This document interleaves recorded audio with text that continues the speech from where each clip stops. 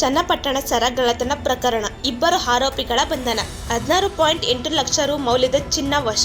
ಚನ್ನಪಟ್ಟಣ ಗ್ರಾಮಾಂತರ ಪೊಲೀಸ್ ಠಾಣಾ ವ್ಯಾಪ್ತಿಯಲ್ಲಿ ನಡೆದ ಸರಗಳ್ಳತನ ಪ್ರಕರಣವನ್ನು ಭೇದಿಸುವ ಪೊಲೀಸರು ಇಬ್ಬರು ಆರೋಪಿಗಳನ್ನು ಬಂಧಿಸಿ ಸುಮಾರು 16,80,000 ರು ಮೌಲ್ಯದ 120 ಗ್ರಾಂ ಚಿನ್ನದ ಗಟ್ಟಿಗಳನ್ನು ಹಾಗೂ ಕೃತ್ಯಕ್ಕೆ ಬಳಸಿದ ಒಂದು ದ್ವಿಚಕ್ರ ವಾಹನವನ್ನು ವಶಪಡಿಸಿಕೊಂಡಿದ್ದಾರೆ. ಹೌದು, ದಿನಾಂಕ 24/1/2026 ಕೆಂಗಲ್ ದೇವಸ್ಥಾನದ ಬಳಿ ಮಹಿಳೆಯೊಬ್ಬರ ಕುತ್ತಿಗೆಯಲ್ಲಿದ್ದ ಚಿನ್ನದ ಸರವನ್ನು ಇಬ್ಬರು ಆಸಾಮಿಗಳು ಕಿತ್ತುಕೊಂಡು ಪರಾರಿಯಾಗಿದ್ದರು.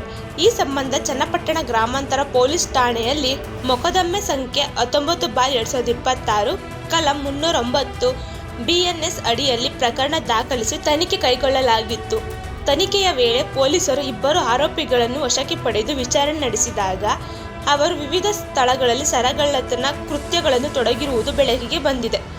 ಆರೋಪಿಗಳಿಂದ ಒಟ್ಟು 120 ಗ್ರಾಂ ಚಿನ್ನದ ಗಟ್ಟಿಗಳು ಹಾಗೂ ಕೃತ್ಯಕ್ಕೆ ಬಳಸಿದ ಒಂದು ದ್ವಿಚಕ್ರ ವಾಹನವನ್ನು ಅಮಾನತುಪಡಿಸಲಾಗಿದೆ. ಈ ಕಾರ್ಯಾಚರಣೆಯಲ್ಲಿ ಚನ್ನಪಟ್ಟಣ ಗ್ರಾಮಾಂತರ ವೃತ್ತದ ಪೊಲೀಸ್ ಅಧಿಕಾರಿಗಳಾದ BK ಪ್ರಕಾಶ್ ಹಾಗೂ ಮನೋಹರ್ ಅವರ ನೇತೃತ್ವದಲ್ಲಿ ಸಿಬ್ಬಂದಿಗಳಾದ ಶಿವಕುಮಾರ್, ಹನುಮಂತ ಶೆಟ್ಟಿ, ಚೇತನ್, ಪವನ್ ಕುಮಾರ್, ಶಿವು ಹಾಗೂ ನಂದೀಶ ಅವರ ತಂಡ ಯಶಸ್ವಿಯಾಗಿ ಕಾರ್ಯನಿರ್ವಹಿಸಿದೆ.